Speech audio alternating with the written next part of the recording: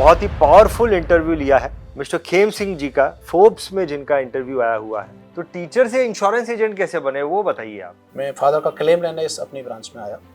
जब क्लेम लेने के लिए मैंने देखा तो जितनी देर में मैंने एक चाय पी, इतनी देर में उनके क्लेम का चेक मिलके मेरे हाथों में आ गया। तो अभी जी आपको भी ऐसे ही लगता था कि LIC एजेंसी का काम भीख मांगने का जैसा है? आपको लगता था ऐसा? आपको कुछ शुरू में तो लगा था आपको? उस बैच का टाइटल था high net worth individual agents of India. जब मैं वहाँ से आया तो मैंने वहाँ पे देखा कोई आदमी 1.5 करोड़ कमा रहा है, कोई आदमी 1 करोड़ इनकम है, किसी की 50 लाख से कम हो, किसी की इनकम ही नहीं थी। हर फोर्टनाइट के बाद तो उनकी ट्रेनिंग थी, अगले ही दिन हमारी ट्रेनिंग थी। अच्छा। तो मैं अगले दिन उन्होंने बुलाया, बुला के पूछा खेम सिंह जी क्या करोगे? तो मैंने बोला उनसे मैं ठीक है सर, मैं ब्रांच टॉप करूँगा। वो कहने लगे कल परसों का लड़का है, ABCD जानता नहीं, ये टॉप करेगा। पहली बार मुझे दिल पे लगी। गोल्डन पीकॉक अवार्ड प्लान था वो। तो मैंने जितने भी लोग थे उस फैमिली के आधार पे सबकी एक एक पॉलिसी करता चला गया। जब त्योहार आता है, फेस्टिवल आते हैं हमारे यहाँ, तो उस टाइम पे ही वापस ही काम किया करते। पहले महीने का जो कमीशन का चेक था वो 1,40,000 था। जो श्री संजय गर्ग जी के CA हैं वही CA थे। अच्छा। तो उन्होंने मुझे बोला कि भाई आप ही इसकी ITR भरो। तो उन्होंने खुद कहा था कि इसकी ITR में क्या भरूँ, ये तो बहुत थोड़ी इनकम है। तो एक दिन आपके यहाँ जितने भी लोग होंगे, चाहे वो कंपनी के मालिक ही क्यों ना हो, एक दिन सबसे ज्यादा इनकम वाला यही व्यक्ति होगा। और ऐसा है। लेकिन जो सबसे बड़ी इनकम और सबसे बड़ी ITR फाइल होती है शायद आज जो मेरी होती है। अच्छा। और 5-6 सालों में 3 बार बाइक चेंज की और लगभग 1.25 लाख से 1.5 लाख एक बाइक चलाई। आज की डेट में मैं ड्राइवर मेंटेन करता हूँ। मेरे पे टोयोटा की इनोवा है, इनोवा क्रिस्टा है। आज की डेट में अगर हम देखें तो बिजनेस के तौर पर अपने जोन के तो टॉपर हैं ही हैं, लेकिन इंडिया के भी टॉप 3 में आते हैं। अगर मेरे पापा का पढ़ाई के बारे में बात करूँ तो मेरे पापा बहुत ज़्यादा स्ट्रिक्ट है। देखिए आपकी पोल खुल रही है, उन्होंने नहीं खोली, इन्होंने खोल दी। छोटा बेटा ये मेरे साथ में बात करेगा। हाईएस्ट प्रीमियम आपने कितना उठाया? तो नॉन सिंगल प्रीमियम में पॉलिसी में 2,70,00,000 नॉन सिंगल प्रीमियम का केस उठाया। जबकि सिंगल प्रीमियम की बात करूं तो 7.5 करोड़ प्रीमियम का केस उठाया। या कोई आपका ऐसा अचीवमेंट जो आपको ऐसा लगता है कि भाई मेरे को ऑन कैमरा शेयर करना चाहिए, जिसे आप अपना प्राउड अचीवमेंट मानते हैं? 16 MDRT बनता है। जो साल के आधार पे देखें तो 2018 के बाद मेरी सबसे बेस्ट साल रही है। आपको क्या लगता है कि आपकी इनकम से आपका सबसे बड़ा परचेस क्या रहा है? और 2.5 करोड़ का लोन लेने के लिए मुझे मात्र 3 घंटे लगे। लेकिन मैंने दूसरे दिन चेक बन गया था। तीसरे दिन मैंने सुबह को उसकी रजिस्ट्री कराई घर की, जो मेरी जिंदगी का सबसे बड़ा फैसला था। क्या बात है। तो क्या प्राइस है आपके घर की? कितने का लिया आपने ये घर? 4.25 करोड़। 4.25 करोड़ का आपने? फैंटास्टिक। आज के डेट में लगभग 21,000 से ज़्यादा पॉलिसी होल्डर का पोर्टफोलियो है। 8,000 से ज़्यादा परिवार हैं जो मेरे विश्वास के आधार पे मुझे आगे बढ़ाने में जिनका पूरा हाथ है। मैं शुक्रगुजार हूँ अपने पॉलिसी होल्डर्स का, जो आज मुझे अपने फैमिली मेंबर से भी ज़्यादा समझते हैं। क्या ये बात सही है खेम सिंह जी कि बहुत सारे पुलिस वाले आपके कस्टमर हैं? हाँ, फैक्ट है। कितने कस्टमर हैं और क्या लेवल के लोग आपके कस्टमर हैं? DCP और पुलिस कमिश्नर तक, IG, DIG जिसमें सबको शामिल है, काफ़ी IAS शामिल है। मैं आई कार्ड से ही मतलब उन्होंने मुझे पहचाना कि भाई मैं LIC। अच्छा। तो उन्होंने LIC का देख के पता नहीं मेरे क्या नेचर देखा उन्होंने। तो 15 लाख के चेक के स्थान पर जो चेक कटे वो 7.5 करोड़ के चेक उनसे लाया। Mind blowing. जो मेरी पेंशन प्लान में मैं लाया उनके हिसाब से। आपके ब्रांच मैनेजर को या डेवलपमेंट ऑफिसर को बोला था कि मैं टॉप एजेंट बनूंगा, तब आपका ये गोल था। आज आप अपने अंदर क्या गोल रख के चलते हैं? जो E3 इसकी बेस्ट पोजीशन है, मैं E3 में एंटर करूं। एजेंट्स जो है वो क्या गलती कर जाते हैं जिसकी वजह से वो पीछे रह जाते हैं? आपने क्या एनालाइज किया है इस बात को? नीडी और ग्रीडी, 2 ही लोग आगे बढ़ पाते हैं। ये थोड़े ज्यादा भक्त हैं पिताजी के। आप बताइए, हंसी मजाक करते हैं कि नहीं करते हैं? हाँ, करते हैं। ठीक है, आप भी अपने हस्बैंड के साइड में ही जाएंगी। जिस तरीके से आपके बच्चों ने आपको अपना रोल मॉडल बनाया है, आपके रोल मॉडल कौन है? 90% लोग एक ही बात कहते हैं कि हर व्यक्ति को भरत पारिक बनना है। आपने इस जर्नी में आपने क्या, आपकी लर्निंग अगर निकाली जाए कि भाई मैंने इतना साल काम करके मुझे ये चीज़ समझ में आई है ग्रोथ के बारे में, सक्सेस के बारे में, तो वो निचोड़ क्या है वो बताइए। हमारी भलाई में ही हमारे संस्था की भलाई है सर।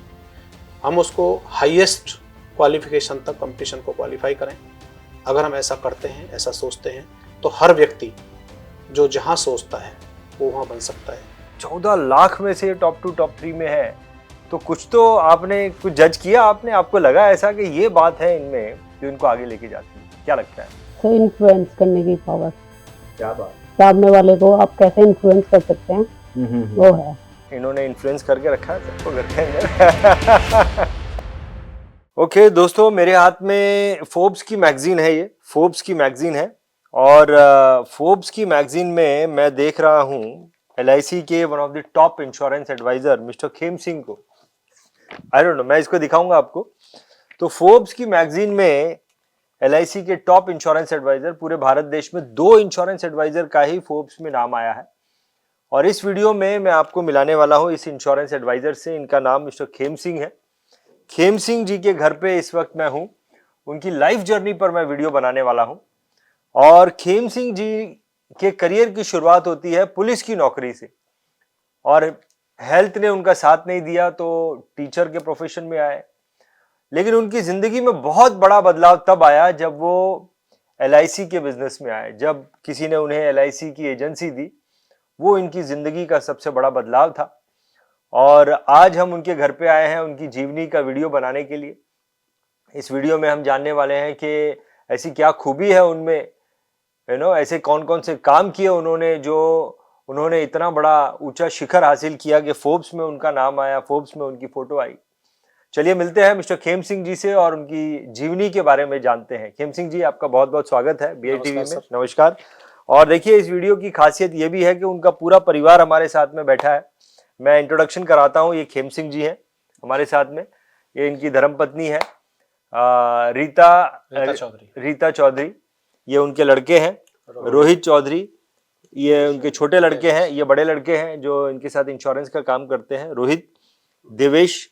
और ये रोहित की धर्मपत्नी यहाँ बैठी हैं, संध्या चौधरी। तो पूरे परिवार के साथ बैठे हैं। खेम सिंह जी से हम उनकी जीवनी के बारे में जानेंगे और उनके परिवार के बारे में थोड़ी सी इनकी पोल भी खुलवाएंगे हम, ठीक है ना। तो परिवार देखते हैं कि कितनी पोल खोलते हैं। तो खेम सिंह जी, शुरुआत आपसे नहीं करते हैं, भाभी जी से करते हैं। तो भाभी जी, आपको कब पता चला? आपकी शादी होने से पहले ही आपको पता चल गया था ये LIC में इंश्योरेंस एडवाइजर हैं या आपको बाद में पता चला? बाद में पता चला।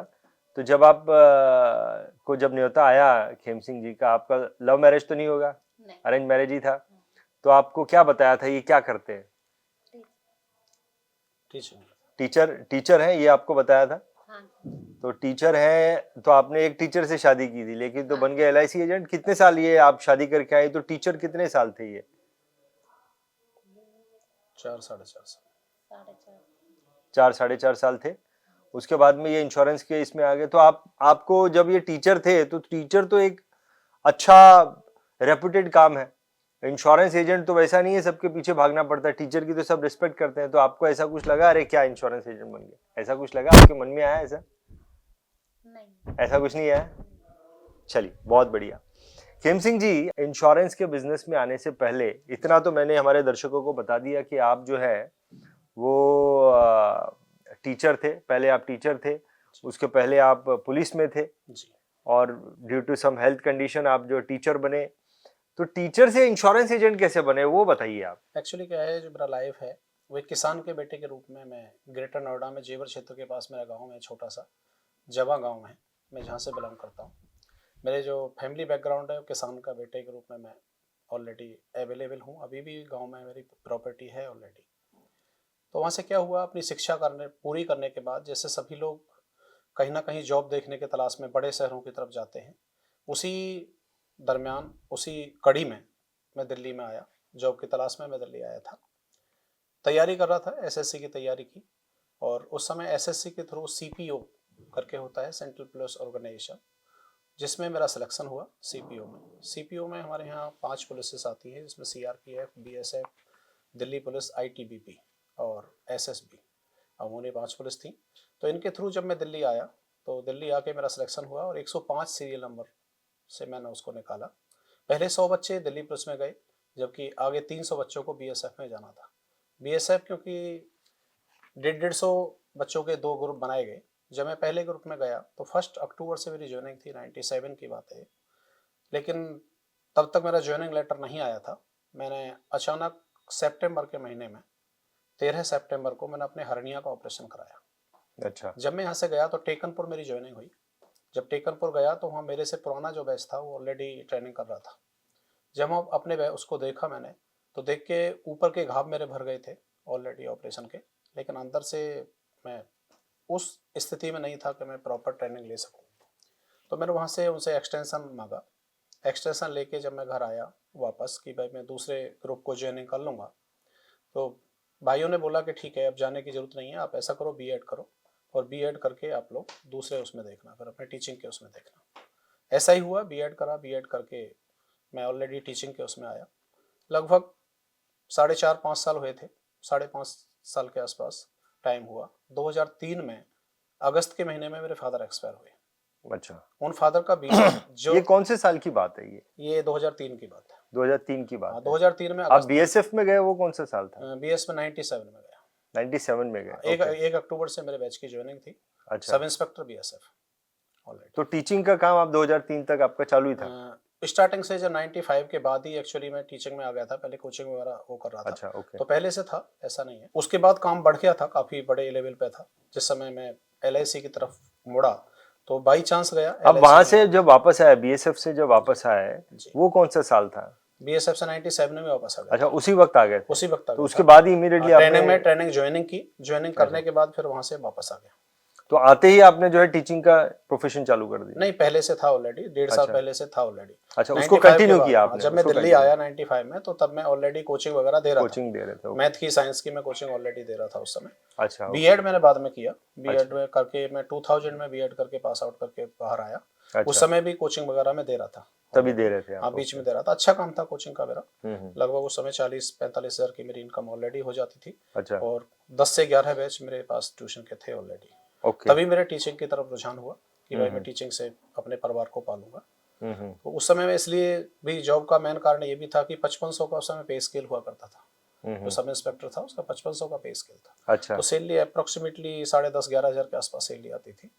तो मैंने फिर ज्यादा इसलिए रुचि नहीं दिखाई कि जब 40-42 हजार के मैं ट्यूशन पढ़ा रहा हूँ, तो फिर मैं 10-11 हजार के लिए फिर थोड़ा सा वो है। फिर मैं मेडिकली में अनफिट हो जाता। अगर मैं जाता भी वहाँ पे तो ठीक है, मैं ट्रेनिंग पे चला जाता। लेकिन ट्रेनिंग में क्या था कि मेरा जो घाव थे, वो घाव अंदर से नहीं भरे थे, बाहर से टाँके वाँके सही थे, मेरे कट गए थे। तो इसलिए फिर मैंने सोचा चलो एक्सटेंशन लेता हूँ, बाद में रिजाइन कर दूंगा, जरूरत पड़ेगी। तो ऐसा ही हुआ। तो वहाँ से हम आए, आके फिर अपने टीचिंग में आके अपने प्रॉपर काम करा। उसके बाद अचानक बाई चांस ही जो फादर थे मेरे, फादर एक्सपायर हुई। उनका बीमा था एक 50,000 समय शॉर्ट की पॉलिसी थी मात्र। वो इसी ब्रांच में थी जहाँ पे मैं आज हूँ, और उसी मेरे विकास अधिकारी श्री संजय गर्ग जी हैं, उन्हीं के पास थी। अच्छा। मैं फादर का क्लेम लेने इस अपनी ब्रांच में आया। जब क्लेम लेने के लिए मैंने देखा, तो जितनी देर में मैंने एक चाय पी, इतनी देर में उनके क्लेम का चेक मिलके मेरे हाथों में आ गया। अच्छा। मैं उनकी सेवा से बड़ा प्रभावित हुआ। यानी लगभग 30 से 35 मिनट मतलब आप गए क्लेम का, ये क्लेम का सबमिट करने के लिए? जी, और तभी आपको दे दिया? नॉन अर्ली क्लेम था, तो लगभग 35 मिनट लगे। 35 मिनट में एलआईसी ने मुझे जो फादर के डेथ क्लेम का चेक था वो मेरे हाथ में दिया। ओके। तो मैं तब मुझे पता लगा कि भाई एलआईसी कैसी संस्था है, उसके बारे में मुझे कुछ भी पता नहीं था तब तक। तो उन लोगों ने मुझे कहा कि भाई आप एक एडेड संस्था में हैं, तो आप ऐसा करो कि गवर्नमेंट आपकी जॉब नहीं है टीचिंग में, तो आप ऐसा करो हमारे यहाँ एजेंसी ले लो। अच्छा। तो मैंने कोई खास रुचि नहीं दिखाई, क्योंकि मेरे पास टाइम नहीं थे। अपना पहले कॉलेज में जाता था बच्चों को पढ़ाने के लिए, उसके बाद सुबह और शाम दोनों ही टाइम मेरे पास ट्यूशन के बैच थे। तो मैं घर आ गया। घर आके उन्होंने फिर जो मेरे गुरु हैं, तो मेरे उस समय रिलेशन में हैं, सिस्टर की पक्ष से रिलेशन में थे उस समय, वो मार्केटिंग मैनेजर थे। आपके डेवलपमेंट ऑफिसर? मेरे डेवलपमेंट ऑफिसर ने उनका हेल्प लिया। अच्छा। मौसा जी का। अच्छा, ओके। उनका हेल्प लिया, उनको लेके वो घर आए। घर आके बोले जी खेम सिंह जी का एक बीमा करना है। अच्छा। तो उस समय जीवन साथी प्लान चलता था। तो जीवन साथी प्लान के पर्पज में उनसे जानकारी हुई। जानकारी होकर बोले खेम सिंह जी आप ऐसा करो, एक टेस्ट है छोटा सा, वो आप टेस्ट दे आओ, फिर हम आगे के बारे में बात करते हैं। अच्छा। तो टेस्ट दिया। पॉलिसी लेने के लिए टेस्ट है? हाँ, पॉलिसी लेने के लिए टेस्ट। ओके। तो कोई नहीं, मैंने ये करके मैं टेस्ट दिया। टेस्ट करके मैं बाहर निकल गया, तो बोले मुबारक हो, आप एजेंट बन गए हैं। अच्छा। तो मैंने कोई रुचि नहीं दिखाई, मैं चुपचाप में घर आ मतलब गया। पॉलिसी लेने के लिए आपने टेस्ट दिया और खबर आ रही है कि मुबारक हो, आप एजेंट बन गए? हाँ, एजेंट बन गए। अच्छा। तो मतलब बहुत ज्यादा उस पर मैंने कोई नजर नहीं घुमाई, क्योंकि मेरा कोई रुचि नहीं थी, फिर मेरे पास टाइम नहीं था। बल्कि जब स्टार्टिंग में मैं जाता था बीमे लेके, तो मैं सोचता था कि मेरे हाथ में अभी 10 मिनट के अंदर एफपीआर आ जाए, 10 मिनट में केस पास हो। ये तो वो जो पॉलिसी लेने के लिए आपका टेस्ट लिया, वो एजेंसी का टेस्ट था? एजेंसी का टेस्ट था। अच्छा, ओके। हाँ, तो क्योंकि मैंने रुचि नहीं दिखाई थी, पहले मैंने कोई रुचि नहीं दिखाई ऐसी। तो फिर मेरे डीओ साहब का फोन आया, बोले खेम सिंह जी आप ऐसा करिए कि एक ट्रेनिंग है छोटी सी, मैं ये नहीं कहता कि आप LIC ज्वाइन करो, क्योंकि मुझे जो काम लगता था LIC एजेंट का, वो काम ये लगता था भीख मांगने के बराबर है। बैग ले लेके घर घर घूमना है, लोगों से मांगने जाना है। तो अभी आपको भी ऐसे ही लगता था कि LIC एजेंसी का काम भीख मांगने का जैसा है? आपको लगता था ऐसा? आपको कुछ शुरू में तो लगा था आपको? अच्छा, यस, बोलिए। तो मैंने मतलब कोई रुचि नहीं दिखाई। मतलब आप लोगों की सोच मिलती है। मेरे बिल्कुल है। तो मेरे गुरु ने मुझसे कहा कि हेमसिंह जी आप ऐसा करिए कि आप, मैं थोड़ा सा इस चीज में आपको बताना चाहता हूँ कि LIC क्या है, एक बार आप समझ के देखो। मैं ठीक है, कोई टेंशन नहीं है। बोले आप 3 दिन मेरे लिए दे दो। 3 दिन की एक छोटी सी ट्रेनिंग है, हमारे यहाँ जोनल ट्रेनिंग सेंटर है। LIC में 8 जोन है और हर जोन का एक जोनल ट्रेनिंग सेंटर होता है जहाँ पे एजेंट्स को रिक्रूट किया जाता है। तो मुझे भी ZTC गुड़गांव में जाने का मौका मिला। 3 दिन मैं ऑलरेडी वहाँ पे रहा। उस समय एक बैच था, ओवरऑल इंडिया से वो बैच गुड़गांव आया हुआ था। उस बैच का टाइटल था high net worth individual agents of India, wealth managers करके एक ग्रुप था। उस ग्रुप में जो बड़े बड़े हमारे LIC के एजेंट्स थे, टॉप 50 एजेंट्स थे, वो वहाँ पे आए हुए थे। अच्छा। मैं एक नया रिक्रूटेड एजेंट, LIC के बारे में कुछ नहीं पता, मुझे ABCD भी नहीं जानता था। 2003 की बात है? ये 2004 की बात है। 2004। 1 जनवरी को उन्होंने मेरा कोड लगाया था और 1 जनवरी के स्टार्टिंग में ही मतलब मैं वहाँ पे भेज दिया उन्होंने। जब मैं वहां से आया तो मैंने वहां पे देखा कोई आदमी 1.5 करोड़ कमा रहा है, कोई आदमी 1 करोड़ इनकम है, किसी की 50 लाख से कम हुआ, किसी की इनकम ही नहीं थी। अच्छा, ओके। जब मैंने वहां पे देखा और अपनी कंपेयर की कि हेमसिंह आप तो कहीं नहीं ठहरते भाई, मेरी जो इनकम है टोटल 60-70 हजार रुपए मंथली की बैठती थी इनकम। मैं उनके वहाँ लाखों में है, मैं वहाँ हजारों में कमा रहा हूँ। ये तो तेरे जीवन या तो बेकार हो गया अब तक जो तैने करा है, लेकिन इस लाइन के अंदर जाना चाहिए। तब मुझे पहली बार महसूस हुआ कि LIC में वास्तव में बहुत कुछ है जो तुम खो रहे हो।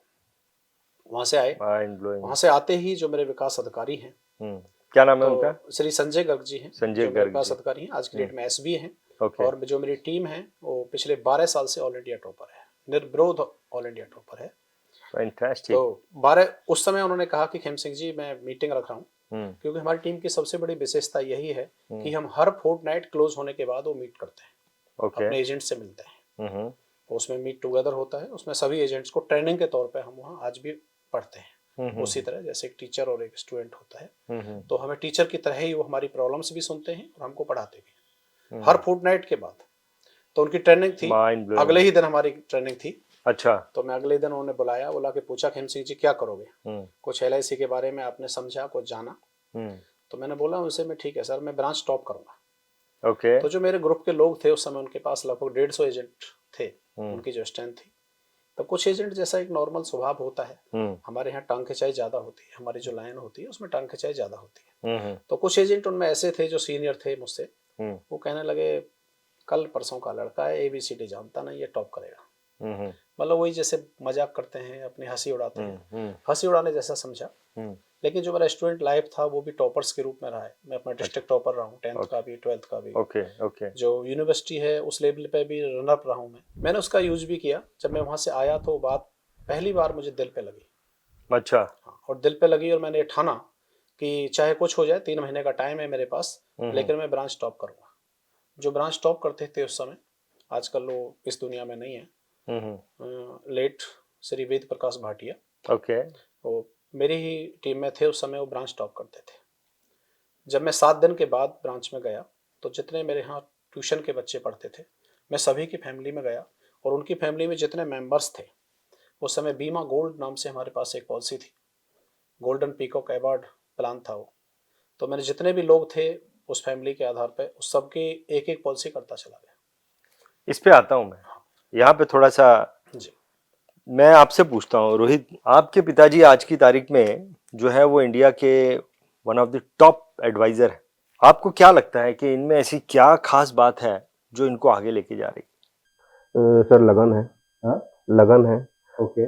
अपने काम के प्रति वफादार है।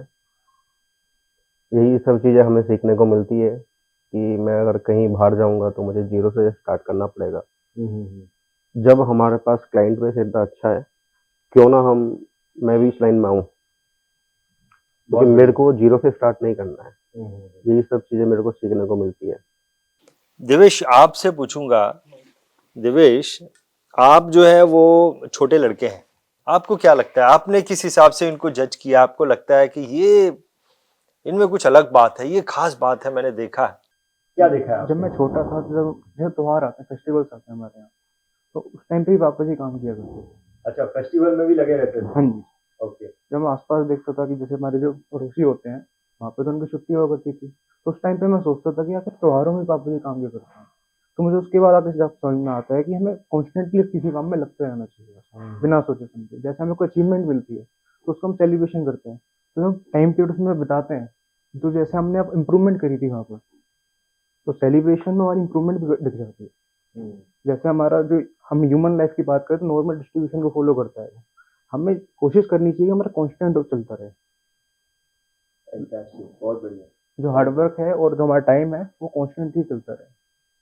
पर जनरली नॉर्मल डिस्ट्रीब्यूशन को फॉलो करते हैं, ऊपर जाता है और नीचे आता रहता है, अगर नॉर्मल ह्यूमन की बात जो। बहुत बढ़िया। संजय, मैं आपको कितने साल हो गए हैं इस घर में आके? 5 years हो गए हैं आपको इनके घर पे। आप जब इनको देखती हैं तो आपने क्या जज किया है कि ये जो है ना, इनके अंदर एक बात है जो इनको इतना कामयाब बनाती है? देखिए, LIC में 14 लाख से ज्यादा एजेंट है एंड ये टॉप 2 टॉप 3 में, राइट? मैं सही बोल रहा हूँ? उसमें 14 लाख में से टॉप 2 टॉप 3 में है, तो कुछ तो आपने कुछ जज किया, आपने, आपको लगा ऐसा कि ये बात है इनमें जो इनको आगे लेके जाती है? क्या लगता है? सो इन्फ्लुएंस करने की पावर, क्या बात। सामने वाले को आप कैसे इन्फ्लुएंस कर सकते हैं, वो है। और इन्होंने इन्फ्लुएंस करके रखा है सबको घर के अंदर। क्या बात। मतलब प्रोडक्ट हम बेच तो सब सकते हैं, लेकिन आप सामने वाले को कैसे उसके लिए इन्फ्लुएंस कर सकते हैं कि वो आपका प्रोडक्ट ले। बहुत बढ़िया, बहुत बढ़िया। आपने कुछ अलग जज किया है कि भाई ये इनमें कुछ अलग ही खास बात है? आपने तो ज्यादा समय दिया, आओ बताइए। वही मतलब कि कंसिस्टेंसी से, लगन से काम करते हैं। हाँ, आपने भी यही चीज पकड़ी है? हाँ, कुछ अलग नहीं पकड़ा आपने? चलिए, परफेक्ट, कोई नहीं। ये जो किताब है ना खेम सिंह जी, मुझे लगता है आपके घर की गीता होगी ये। हाँ, ये तो बहुत बड़ी किताब है एक्चुअली, ये बहुत पावरफुल पुस्तक है। फोर्ब्स में आपका फोटो है। खेम सिंह जी, आपको मैं ये कहूंगा संजय गर्ग जी ने आपको एक हिसाब से धक्का दे दिया इसके अंदर। बिल्कुल। हाँ, आपको पता भी नहीं था, आपको धक्का दे दिया। वो पहला व्यक्ति, आपने बोला कि मैंने स्टूडेंट्स के घर पे जाके जो है पॉलिसीज जो उनको समझाना शुरू किया। फर्स्ट पर्सन आपको याद है जिसने आपको चेक दिया? इसका पहला व्यक्ति कौन था? पहला व्यक्ति मेरी माँ थी। अच्छा, माँ थी आपकी। शुरुआत की जो पॉलिसी की मैंने अपनी मदर की पॉलिसी की। अच्छा। स्टार्टिंग की जो सबसे पहली पॉलिसी थी वो माँ से, कि एक्चुअली माँ और पिताजी दोनों ऐसे थे। एक्चुअली फादर का क्लेम लेने क्योंकि मैं LIC में गया था, इसलिए LIC की जो शुरुआत है हमारे यहाँ क्या होता है, जब नया एजेंट आता है तो स्टार्टिंग में काफ़ी हेसिटेशंस होती है, काफ़ी क्वेश्चंस के आंसर देने पड़ते हैं। तो हर व्यक्ति ज़्यादातर यही सोचता है कि मैं अपनी जानकारी में जाऊँ या अपने घर में ही बीमा करूँ या अपने उसमें जाऊँ। तो ज़्यादातर जो शुरुआत करते हैं 99% लोग अपने घर से या अपने रिलेशन से या अपने फ्रेंडशिप से करते हैं।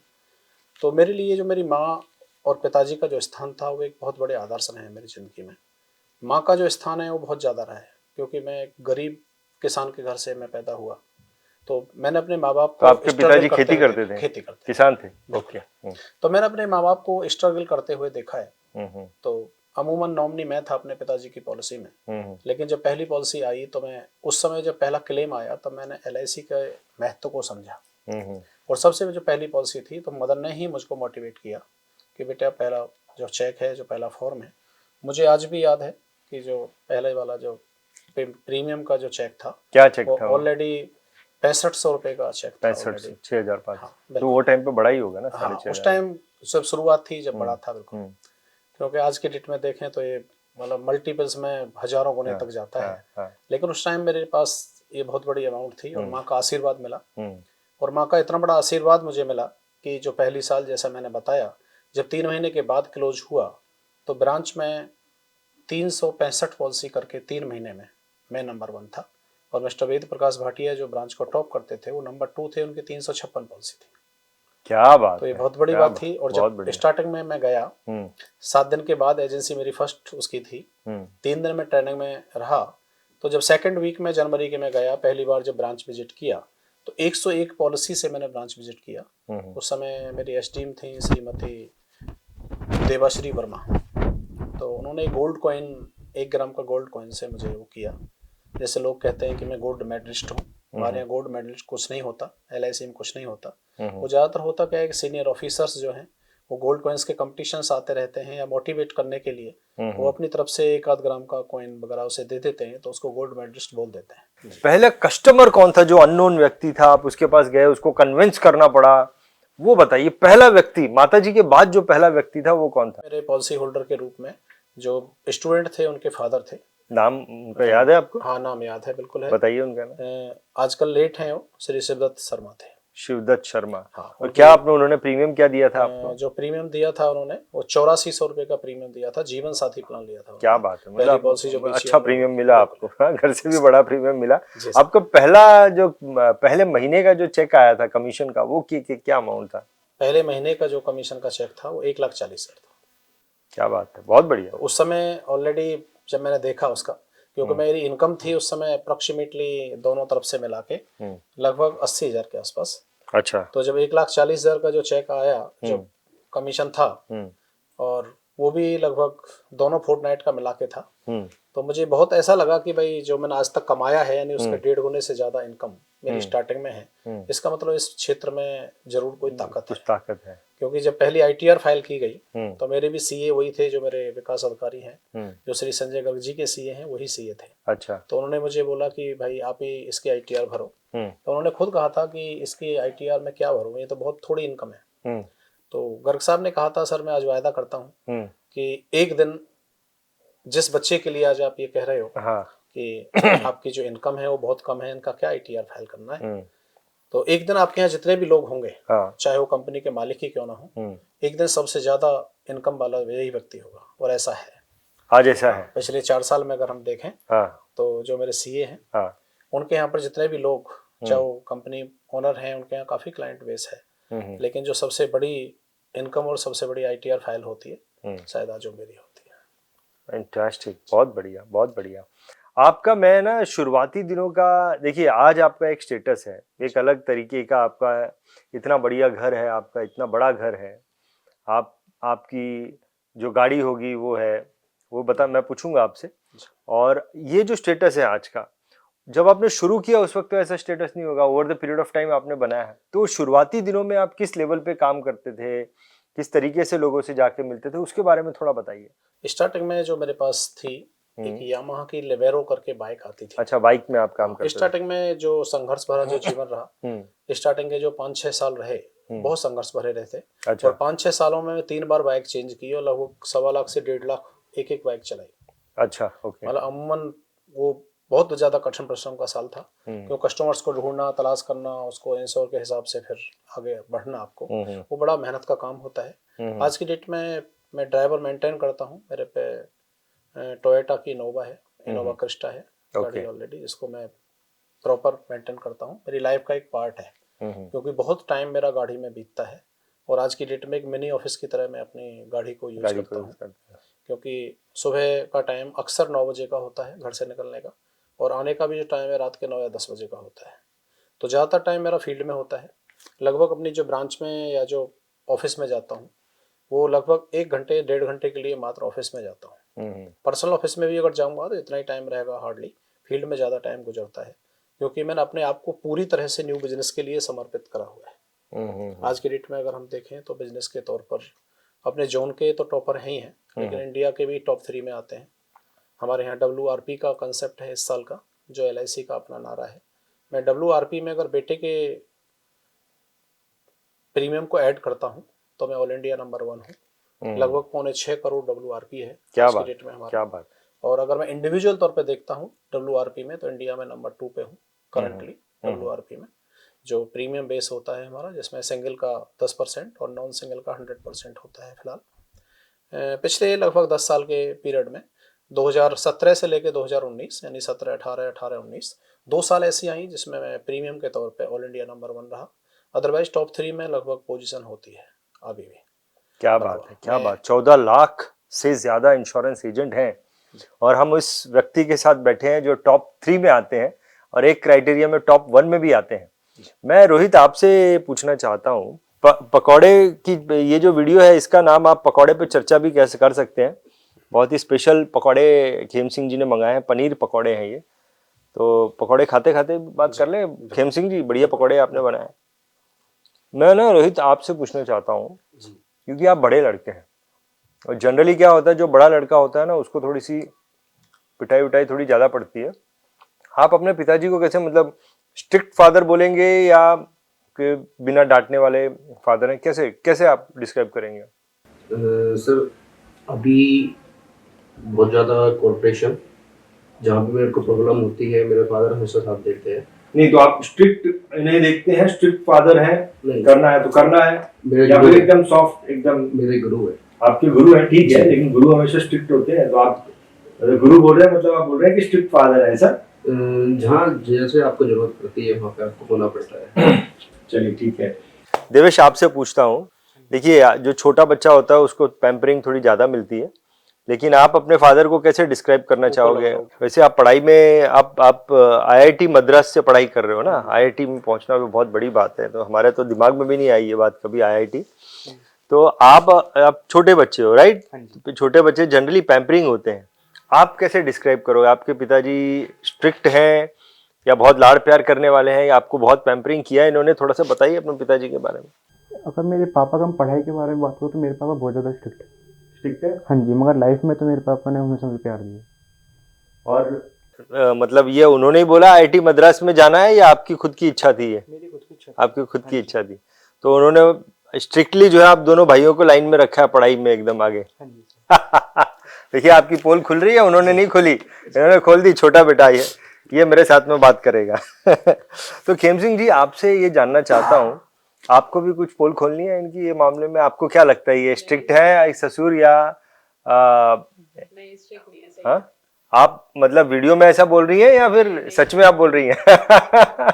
चलिए खेम सिंह जी। क्या है, मैंने अपने बच्चों को, मैं जब घर में होता हूँ तो एक फ्रेंड की तरह व्यवहार करता हूँ। ओके। ये मेरे लिए बहुत बड़े फक्र की बात है कि आज जो मेरा बड़ा बेटा है वो मुझे फॉलो करता है ओके। और मुझे अपना रोल मॉडल मानता है। ओके। मैं जरूर कहना चाहूँगा रंजीत जी, ये बहुत बड़ी बात है।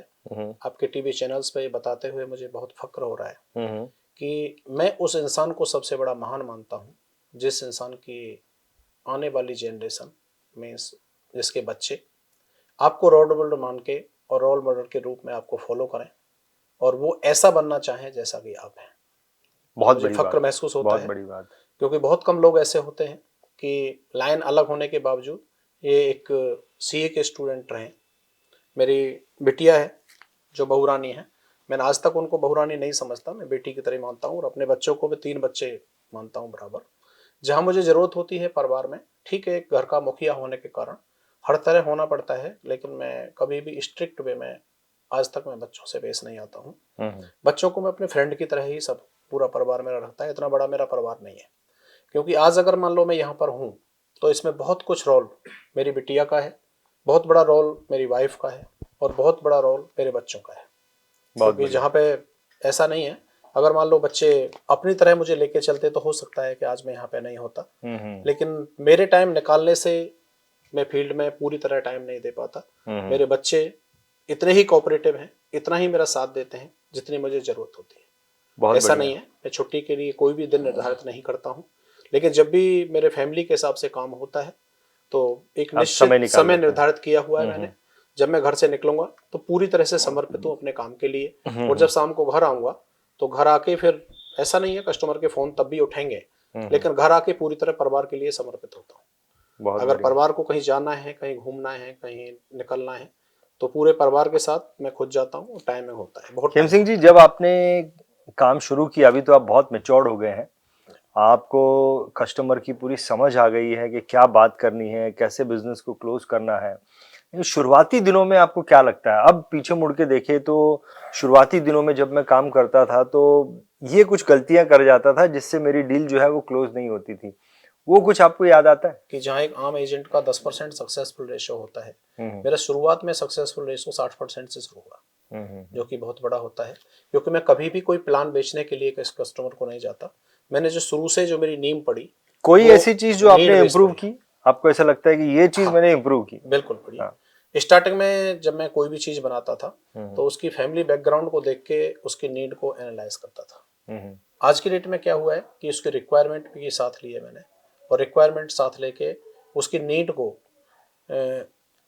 एज ग्रुप वाइज मैंने डिफाइन किया है। पहले ऐसा नहीं होता था अमूमन। आज की डेट में पहले आप उसका स्टेटस देख के ही जो है आप उसको देने की जेनजी है, पहले इतना वो नहीं करता था। आज की डेट में उस परिवार के बारे में, उसकी वर्थ क्या है, उसकी पेइंग कैपेसिटी क्या है, वो क्या करता है, आईटीआर कितने की फाइल करता है, वो सब कुछ जज होता है। स्टार्टिंग में ऐसा नहीं था, स्टार्टिंग में इतनी जानकारी नहीं होती थी, सिर्फ प्लांट्स की पूरी जानकारी होती थी।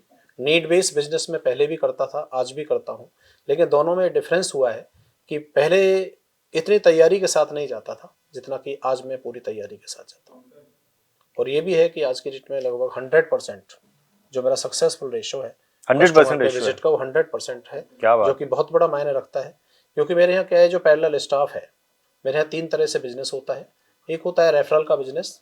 रेफरल का मीन्स है जो मेरे एग्जिस्टिंग क्लाइंट हैं उनके आधार पर बिजनेस होता है पूरा, उनसे मैं रेफरल लेता हूँ, रेफरल लेके उनसे बिजनेस होता है। आपने बोला कि मैं पहले उतनी तैयारी करके नहीं जाता था, अभी बहुत तैयारी करके जाता हूँ। वो तैयारी क्या है? मतलब आप पढ़ के जाते हैं, स्टडी करके जाते हैं, या कुछ और तैयारी में आपने ऐड किया? अमूमन उस स्टडी की जरूरत नहीं होती। सपोज करिए कि आज मैं श्री रंजीत जी का बीमा करने जा रहा हूँ, तो रंजीत जी के बैकग्राउंड के बारे में पहले मुझे इतनी जानकारी में नहीं इकट्ठी करता था। अच्छा। आज की डेट में मैं सब कुछ करूंगा, कितने पढ़े लिखे हैं, क्या काम करते हैं, कितनी इनकम है, परिवार को क्या नीड है, कितने बच्चे हैं, वाइफ क्या करती हैं, वो क्या करते हैं। तो पहले मैं ये पूरी जानकारी इकट्ठी नहीं करके जाता था। अमूमन जो नीड बेस्ड बिजनेस होता है, बिजनेस का कारण भी सिर्फ यही है कि मेरे जो किटी है, उस किटी में मैं ये देखता हूँ, आपसे पास जाऊंगा तो आपसे मैं क्वेश्चन करूंगा, पूछूंगा आपको क्या ज़रूरत है इंश्योरेंस की। जब मुझे आप अपनी नीड्स बताओगे, उसके हिसाब से मैं उसको एनालाइज करूंगा, एनालाइज करके कौन सा प्लान हुआ मेरा फिट बैठता है। क्योंकि आज की डेट में LIC में जो मैं प्लान करता हूँ, वो लगभग 30-32 तरह की पॉलिसियाँ मैं सेल करता हूँ। मैं 1 या 2 या 4 तरह के प्लान सेल नहीं करता। जिसको जैसी ज़रूरत है उसके हिसाब से, ज़रूरत के हिसाब से ही प्लान प्रेजेंट करा जाता है और वो सेल किया जाता है। पहले इस तैयारी नहीं होती। देवेश, धीरूभाई अंबानी के भी 2 लड़के थे, और धीरूभाई अंबानी भी मैं देखता हूँ कुछ ऐसे ही दिखते थे। जब मैं उनकी फोटो देखता हूँ, he is also growing like that. वो बहुत बड़े आदमी। आप अपने पिताजी को, जैसे इन्होंने बोला कि मेरे पिताजी मेरे रोल मॉडल हैं, आप किस व्यक्ति को, जैसे मुझे अभी मैं इनसे बात कर रहा हूँ ना, कुछ वैसे व्यक्ति नजर, आपको कौन सी सक्सेसफुल व्यक्ति इनमें नजर आते हैं? कोई आते नजर आप? अगर मैं बताऊं तो मैंने अपने पापा से मेहनत करनी सीखा है, और मैं मानता हूँ मेरे पापा ही मेरे रोल मॉडल। कोई व्यक्ति नजर आते हैं, कोई बड़ा बिजनेसमैन, कोई बड़ा एक्टर, वो पर्सनालिटी है मेरे पिताजी, ऐसे कोई नजर नहीं आते? आपको कोई नजर आते हैं इनमें? कोई? हाँ, आपको कोई नजर आते हैं इनके अंदर, कोई बड़ी पर्सनालिटी? हाँ, मेरे को तो इनमें एक धीरूभाई अंबानी जैसा जो है ना, पैशन, वैसा कुछ व्यक्ति इसमें नहीं, उनकी अपनी अलग पर्सनालिटी है ना। हाँ, नहीं वो बात है, उनकी एक अलग पर्सनालिटी है।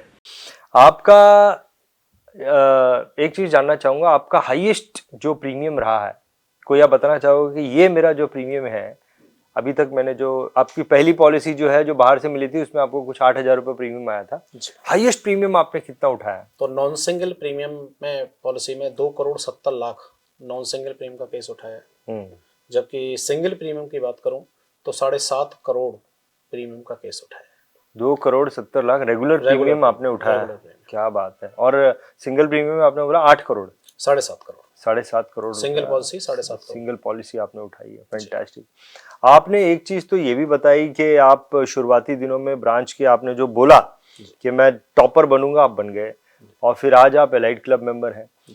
ये दोनों के बीच में आपको क्या लगता है कि आपका जो सबसे बड़ा अचीवमेंट है वो आप किसे मानते हैं? आज एलाइट क्लब मेंबर बन गया हूँ उसे मानते हैं, जब मैंने टॉपर किया था, या कोई आपका ऐसा अचीवमेंट जो आपको ऐसा लगता है कि भाई मेरे को ऑन कैमरा शेयर करना चाहिए, जिसे आप अपना प्राउड अचीवमेंट मानते हैं? एक्चुअली लास्ट ईयर की अगर हम बात करूं तो लास्ट ईयर एक चीज़ जरूर मेरे सामने आई कि पिछले साल 6 टूर हमारे विदेश के थे। अच्छा। अमूमन मैं सिंगल प्रीमियम बेस काफ़ी बिजनेस करता हूँ, तो सिंगल प्रीमियम के जो कॉम्पिटिशन्स आते हैं उनमें लगातार विन किया। मैंने भी विन किया, रोहित की एजेंसी में भी ऑलरेडी विन किया। अगर मैं दोनों एजेंसियों के MDRTs को देखूं, जहां हमारी LICs में मतलब 0.01% लोग ही MDRT हैं। आज की डेट में 14 लाख की स्ट्रेंथ में मात्र 3,000 लोग ही MDRT हैं। मैं TOT के उसमें आता हूं और मल्टी TOT में आता हूं। अगर मैं लास्ट ईयर का अपना देखूं, एजेंसियों का तीनों का जोड़ लूँ, तो जोड़ के पिछले साल मैंने 16 MDRT कंप्लीट किए। ओके। जो अपने आप में बहुत कुछ कहता है। जैसे मेरे गुरु हैं, मेरे गुरु के टोटल 12 लोग MDRT हैं। 12 में से 3 लोग मेरे घर के थे, जिसमें TOT, COT, MDRT थे।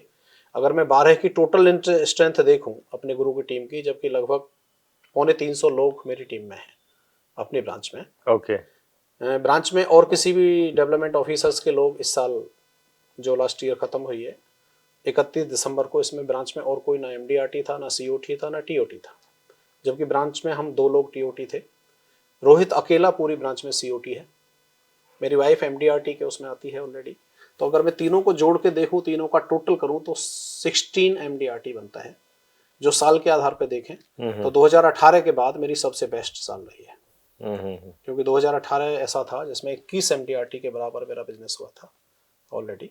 तो अपने आप में बहुत बड़ी बात है। 21 MDRT? 21 MDRT कौन से साल? 2018-19। 2018 में। ओके। हाँ। लेकिन 21 MDRT आपने एक साल में किए हैं। इस साल जहाँ बहुत लोग जूझे हैं MDRT के लिए, LIC की जो स्ट्रेंथ है वो भी बहुत कम रही है। मतलब 20% भी लोग MDRT नहीं बने जो लास्ट ईयर टारगेट पे बनते थे। लेकिन अगर इस साल को हमें देखूं तो मैं लगभग 16 MDRT करी, जो कि अपने आप में बहुत खुश रखा। बहुत बढ़िया, बहुत बढ़िया, फैंटास्टिक। आपने इतने सारे TOTs किए हैं, डेफिनेटली आपको बहुत अच्छी इनकम भी देते हैं।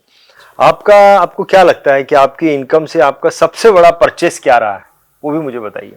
जो सबसे बड़ा परचेज है, हालांकि मैं किसान का जैसा बेटा हूँ, जैसे मैंने बताया, मैं हर साल जो इनकम है, इनकम का जो मोस्टली पार्ट होता है वो प्रॉपर्टी मैं उसकी परचेज करता हूँ किसान के बेटे के तौर पे, क्योंकि ज़मीन से जुड़ा हुआ हूँ। आज भी गांव में काफ़ी प्रॉपर्टी को मैं रन करता हूँ ऑलरेडी। लेकिन जो ज़िंदगी का सबसे बड़ा सक्सेसफुल वो रहा, वो मेरा घर का खरीदना रहा।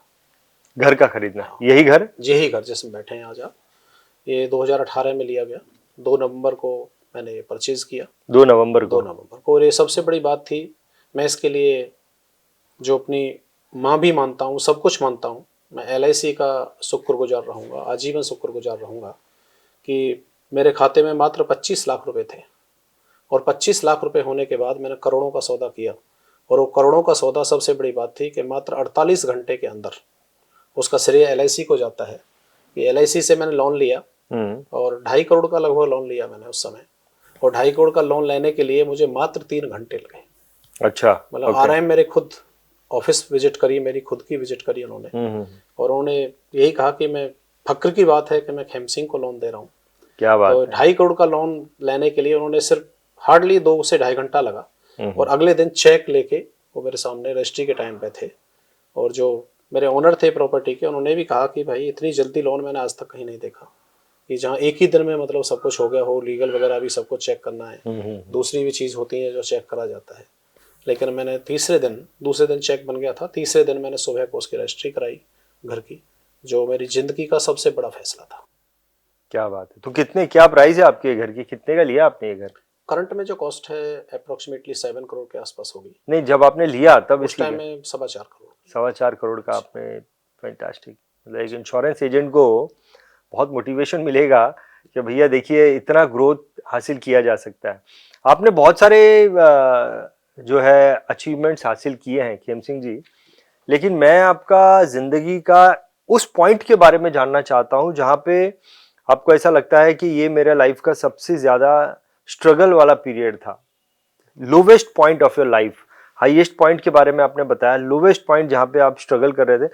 अगर आप बोलना चाहते हो तो आप बोल सकते हो ये पॉइंट, अगर आपने देखा है या आपने देखा है वो पॉइंट जहाँ पे बहुत स्ट्रगल चल रही थी, चीजें सही नहीं थी। अगर आप ऐड करना चाहते हो, करना चाहते हो?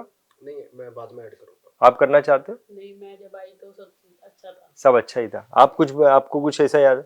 बोलिए खेम सिंह जी। क्या जो कोरोना पीरियड था, हाँ, कोरोना पीरियड में थोड़ा सा बिजनेस में स्लो डाउन आया।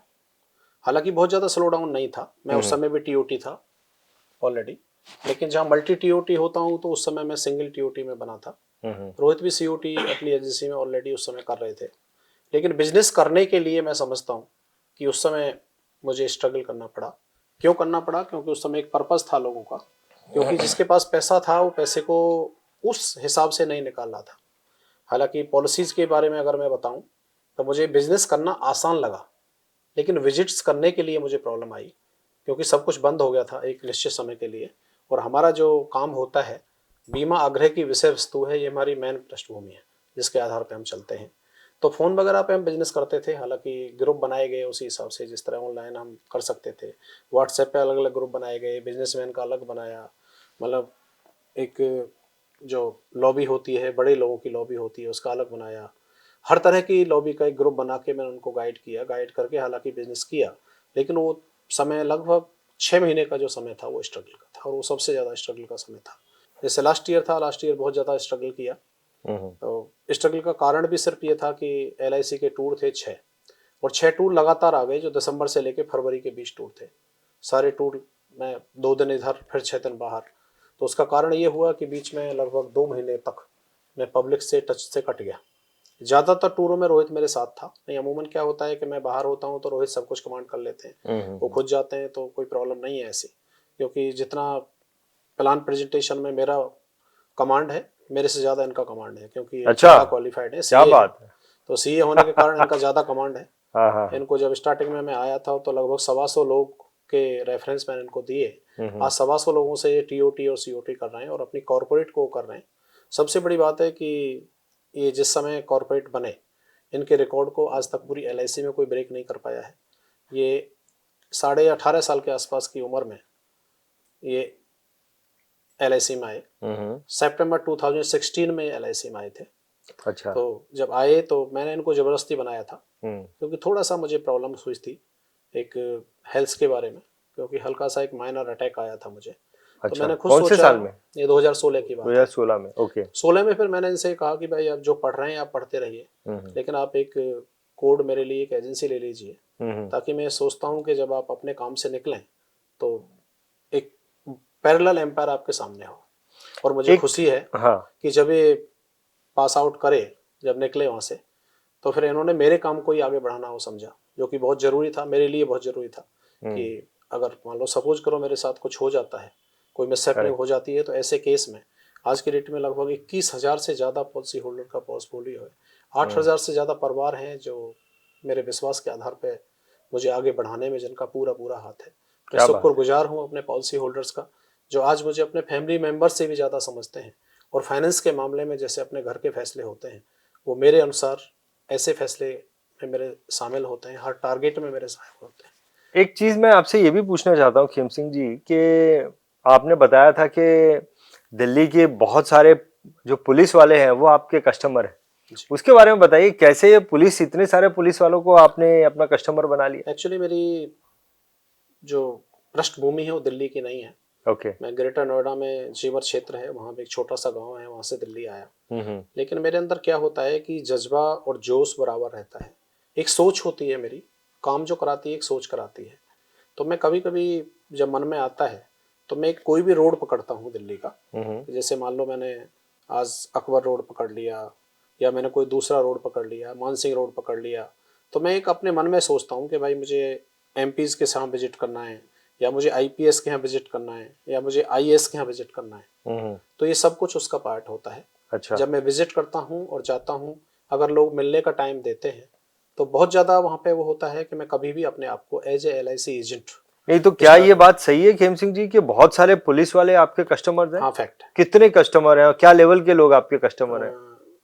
DCP और पुलिस कमिश्नर तक, IG DIG जिसमें सबको शामिल हैं, काफ़ी IAS शामिल हैं।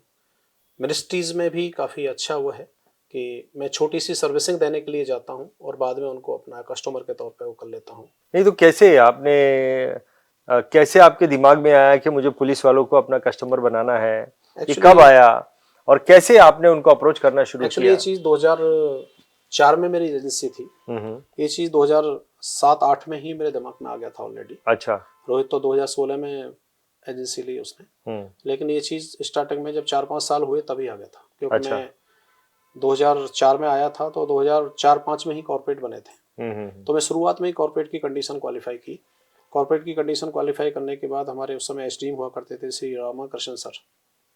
तो मैंने उनसे कहा कि सर 2 साल में हो गए, 2 साल से मैं कॉर्पोरेट की कंडीशन क्वालिफाई कर रहा हूँ, लेकिन मेरा अभी तक इंटरव्यू नहीं हुआ। तो उस समय क्या होता था कि 5 साल की कंडीशन जरूरी होती थी, 5 साल तक उसकी एजेंसी की लाइफ 5 साल होनी चाहिए। अच्छा। तभी मतलब वो लोग कॉर्पोरेट बन सकते थे। तो मैंने सर से रिक्वेस्ट की, उन्होंने मेरी रिक्वेस्ट को फॉरवर्ड किया सेंट्रल ऑफिस, और सेंट्रल ऑफिस ने उसको स्वीकार किया कि हाँ बात सही है, अगर कोई आदमी क्वालिफिकेशन पूरी कर रहा है तो हम 5 साल का क्यों इंतजार करें, तो उसका फिर इंटरव्यू होना चाहिए। तो उसका फायदा बल्कि रोहित को मिला कि रोहित 1.25 साल में ही कॉर्पोरेट बना, जब इनकी उम्र मात्र 19 साल 11 महीना 27 दिन थी। अच्छा, तो ये कॉर्पोरेट के लिए इंटरव्यू में देखो उनका हुआ। दिन भी याद है इनको। जी सर। 19 साल 11 महीना और दिन भी बोला, 27 दिन भी याद है। देखो क्योंकि ये LIC के अभी तक के सबसे यंगेस्ट कॉर्पोरेट क्लब है। 20 साल नहीं बोल रहे हो, 3 दिन कम कर रहे हैं। इतनी छोटी उम्र में आज भी है आज ब्रेक नहीं कर पाया इसको। क्या बात है, क्या बात है। हाँ, तो आप बता रहे थे कि पुलिस वालों से जब दोनों एजेंसियां हुई तो दोनों एजेंसियां अमूमन क्या होता है कि मैंने महसूस किया कि जो बड़े लोग हैं उनका सोच भी बड़ी होती है। तो मतलब मैं जब लाइसेंस मेरे पास है तो मैं क्यों डरूं किसी से। तब मैंने शुरुआत करी। उस समय जो दिल्ली पुलिस के मेरे क्षेत्र के DCP थे, मैंने उनसे शुरुआत की। अच्छा। वो बाद में जॉइंट कमिश्नर से रिटायर हुए ऑलरेडी। तो तब मैंने उनके थ्रू IPS लॉबी में घुसना शुरू किया। अच्छा। आज की डेट में बहुत ऐसे ऑफिसर्स हैं। तो रेफरेंस के थ्रू आप आगे बढ़ते गए। बिल्कुल, एक से एक। तो पहले आप व्यक्ति थे, उनका नाम क्या आपने बताया? श्री दीपक मिश्रा। दीपक मिश्रा, वो क्या थे? IPS थे? IPS थे और DCP थे उस समय। वो आपकी पहचान के थे या ऐसे ही आपने कोल्ड कॉल नहीं थे? उनका पैसा था, अनक्लेम मनी थी उनकी। अच्छा। एक्चुअली मैंने बताया कि मैं लगभग 15% बिजनेस अपने रेफरल मेथड से करता हूँ। उसके बाद 25% बिजनेस लगभग नए कस्टमर्स को खोज के करता हूँ, क्योंकि मेरी ब्रांच बहुत वो नए होते हैं, एकदम कोल्ड कॉल जैसा। बिल्कुल ओल्ड कॉल, वो क्या होता है कोल्ड कॉल की तरह ही होते हैं। मतलब आपको कोल्ड कॉल का बिजनेस बड़ा है रेफरेंस से? कोल्ड कॉल नहीं करता मैं। एक्चुअली मैं क्या करता हूँ कि जो मेरी ब्रांच है लोकेशन वाइज और वैसे इंडिया में सबसे अच्छी ब्रांच मानता हूँ मैं। प्रीमियम वाइज सबसे बड़ी ब्रांच में से एक है, क्योंकि 125 करोड़ से ज्यादा न्यू बिजनेस प्रीमियम करती है। तो अक्सर क्योंकि जनपथ मेरी ब्रांच लगती है, ब्रांच 310 कनॉट प्लेस में ब्रांच है। तो उस ब्रांच की सबसे बड़ी खासियत है कि जितने भी IPS IAS या जो मिनिस्टर्स होते हैं ज़्यादातर उनके बीमे मेरी ब्रांच में होते हैं अमूमन, क्योंकि नज़दीक है, सभी ऑफिसेस कनॉट प्लेस के आसपास हैं। तो मेरी ब्रांच में क्या होता है कि काफ़ी लोग ऐसे हैं जो एजेंट बिजनेस छोड़ जाते हैं या जो जिनकी डेथ हो जाती है। मतलब हमारे यहाँ क्या होता है कि कुछ ऐसा बिजनेस भी आता है जहाँ जिनको कोई फॉलो नहीं कर रहा होता। उस बिजनेस को मैं शुरू से ही मेरी आदत है कि जो मैच्योरिटी क्लेम वगैरह है या अनक्लेम अमाउंट है, उसको मैं अपने स्टाफ की हेल्प लेके उसको मैं आगे बढ़ता हूँ। तो लगभग 200 से 250 कस्टमर हर साल नए इस मुहिम से मैं जोड़ता हूँ कि जिन पॉलिसियों का कोई एजेंट नहीं है, यानी या तो एक्सपायर हो गए हैं या कुछ छोड़ गए हैं या कुछ DO रिटायर हो गए हैं, जो उनको कोई नहीं देखता है, जो ऑर्फन बोलते हैं हम जिसको, ऑर्फन पॉलिसीज पे मैं काम करता हूँ। जब अनक्लेम पैसा हो जाता है और सर्विस से शुरू करते हैं, लेटर्स वगैरह नहीं जाता है, तो वहाँ से मैं जड़ से उस पॉलिसी होल्डर को ढूंढने की कोशिश करता हूँ अपने स्टाफ की हेल्प से। और फिर उस तक जाके जब मैं सर्विस दे रहा हूँ तो फिर जिसको जैसी नीड होती है उसमें काफ़ी कुछ पैसा ऐसा होता है जो रिसाइकिल हो जाता है, जो अनक्लेम मनी भी होती है उसमें और मैच्योरिटी भी होती है, मनी बैक भी होता है, सब तरह का होता है। तो कहीं ना कहीं मेरे पास लगभग 35 से 40% जो बिजनेस आता है वो इस तरह का बिजनेस आता है जो रिसाइकिल बेस होता है। Got it. देवेश, आपसे जानना चाहता हूँ, आपके बड़े भाई तो इंश्योरेंस के बिजनेस में आगे हैं, लेकिन आपकी पढ़ाई थोड़ी अलग है। आप IIT में पढ़ाई कर रहे हैं, IIT मद्रास में। आप क्या बनना चाहते हैं? आप क्या करना चाहते हैं? अभी तो डिसाइड नहीं करा। अच्छा, अभी डिसाइड नहीं किया आपने? आपके दिमाग में है कुछ कि इसको भी लेके आना इंश्योरेंस के बिजनेस में? नहीं, अमूमन क्या है कि जैसे बड़े बेटे को मेरे साथ हैं, वो मेरे कदम से कदम मिला के चलते हैं, हर चीज में मेरे साथ रहते हैं। तो इनको मेरी अपनी भी चॉइस है कि पहले अपने इंजीनियरिंग लाइन में जो देख रहे हैं उसमें आगे पढ़े। अभी तो पढ़ रहे हैं, अभी तो बहुत छोटे हैं, अभी तो इनके डिसाइड नहीं। क्या उम्र है अभी आपकी? 18 साल। अच्छा, अभी 18 अभी साल। तो 18 साल कंप्लीट किए। लाइसेंस भी नहीं बनाया होगा आपने? नहीं बनाया? नहीं, अभी नहीं किया है। तो इसलिए अभी उनको नहीं किया है, क्योंकि अमूमन क्या होता है कि जब हम लाइसेंस देते हैं या एजेंसी बना देते हैं तो इनकम जब आती है तो पहली इनकम भी लाखों में आती है, क्योंकि बहुत ज्यादा वो नहीं रहा है, टारगेट बहुत छोटे लगते हैं हमें, कोई भी टारगेट बहुत छोटा लगता है। तो मान लो अगर शुरू करूंगा और मैं बिजनेस अपना थोड़ा घना पार्ट अगर उधर करूंगा तो उनको वो पैसा ऐसा लगेगा कि बहुत बड़ा रकम है। इसलिए अभी उनके बारे में डिसाइड नहीं किया है। मैंने उनका अधिकार ज्यादातर बच्चों को ही देता हूँ, बाई चॉइस ना है। सही बोल रहे हैं, वो बाई चॉइस ना है, इसलिए उनको पूरा अधिकार है कि पहले आप अपनी पढ़ाई पूरी करो, पढ़ाई पूरी करके उसके बाद देखो क्या करना है क्या नहीं। खेम सिंह जी, आपने ये जो आई कार्ड पहना है ये जस्ट इंटरव्यू के लिए पहना है या हमेशा ही आप पहनते हैं? नहीं, अमूमन क्या होता है, जो आई कार्ड है, आई कार्ड की भी आपको बताता हूँ। हाँ। मैं हर व्यक्ति को कहता हूँ, जनरली LIC आप एजेंट है तो एजेंट लोग का तो ऐसा कुछ ID कार्ड नहीं होता, एम्प्लॉइज का ही होता है। नहीं, LIC एजेंट का भी सभी का होता है, सबका होता अमूमन है। क्या होता है कि हमारे यहाँ काफी एजेंट ऐसे होते हैं जो आई कार्ड पहनने में, अपनी बारे में बताने में ज्यादातर हेसिटेशन होती है, क्योंकि एजेंट जो होता है मतलब अपने आप को ये समझता है, बहुत ज्यादा लोग एजेंट, मेरा मानना है ऐसा कि अपने आप को एजेंट जो है पूरी तरह से पब्लिक के सामने डिफाइन नहीं कर पाते कि मैं एजेंट हूँ। एक्चुअली 2017 की बात है। 2017 में हम MDRT कन्वेंशन थी USA, तो वहाँ से हम आ रहे थे।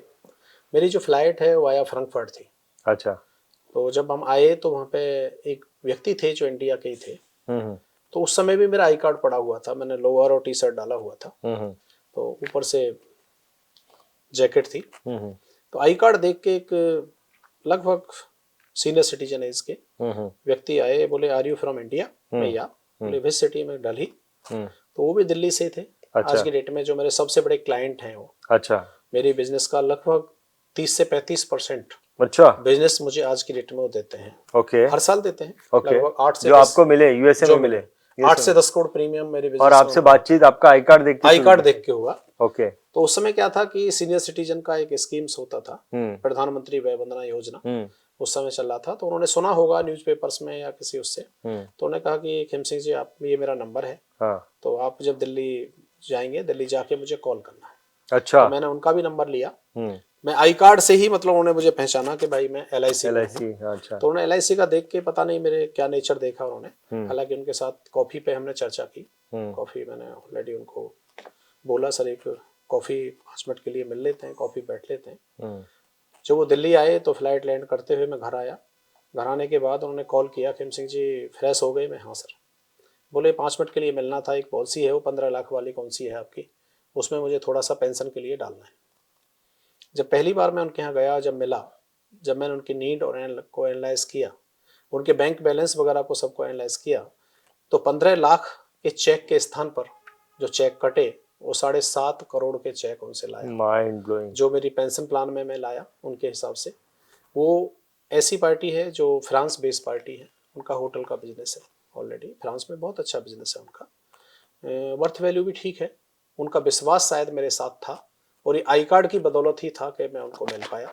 आज मेरे बिजनेस में हर साल वो जब भी आते हैं तो मुझे काफ़ी बड़ा रकम, एक हैंडसम रिटर्न जो उनका वहाँ की इनकम है, उस इनकम को आज भी वो इंडिया में ही इन्वेस्ट करते हैं और इंडिया में उसका मोस्टली पोर्शन ही वो मेरे पास होता है।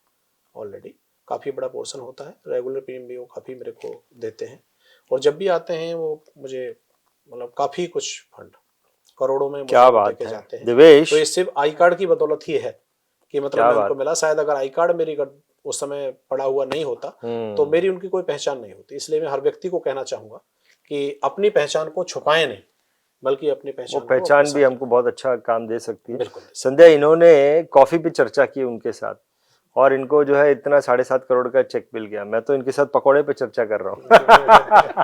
बिल्कुल है, तो और ज्यादा मिलेगा।